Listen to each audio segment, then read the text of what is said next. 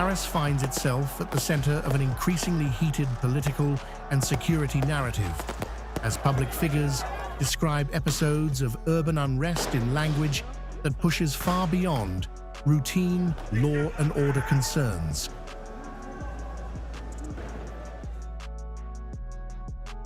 National Rally President Jordan Bardella claims that violence and vandalism are multiplying across Paris, Île-de-France, and other regions. He alleges coordinated attacks on public property, businesses, and law enforcement, describing a repeated pattern of stone throwing, destruction, and looting. Calling the situation unbearable, Bardella extends full support to police, gendarmes, and firefighters, and insists that the authority of the state must be asserted everywhere. In Paris, in Île-de-France, as everywhere on the territory, violence and vandalism are multiplying. Groups are targeting public property, businesses, and law enforcement. The modus operandi is always the same: to stone, destroy, and pillage. Total support for our police, gendarmes, and firefighters who ensure the country's protection in the face of an atmospheric violence that has become unbearable. The authority of the state must be upheld everywhere. The rhetoric escalates further with member of the European Parliament, Matthieu Valet, who paints a stark picture of a country not merely managing unrest, but bracing for internal shockwaves.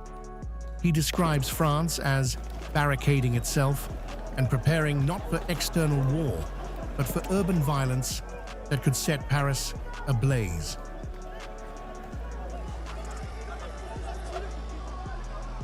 Valet points to sweeping restrictions across the capital: shops shut, metro stations closed, parking bans enforced on the Champs-Élysées, and traffic heavily curtailed. He also highlights a massive security deployment, claiming 22,000 police officers and gendarmes have been mobilized to prevent escalation, turning Paris into what critics describe as a city in controlled lockdown. France, the world's sixth power, barricades itself, bunkers down and prepares. Not for a foreign invasion, not for an attack from outside, but for the threat of urban violence capable of setting our capital ablaze. Shops closed, metro stations closed, parking banned on the Champs-Élysées, traffic restricted. Paris must slow down, Paris must protect itself.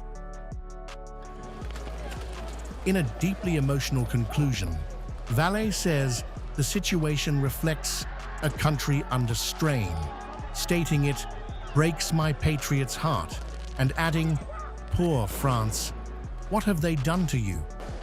The combined narratives underscore a volatile political moment, where urban unrest is increasingly being framed as a symptom of deeper national fragility and institutional pressure.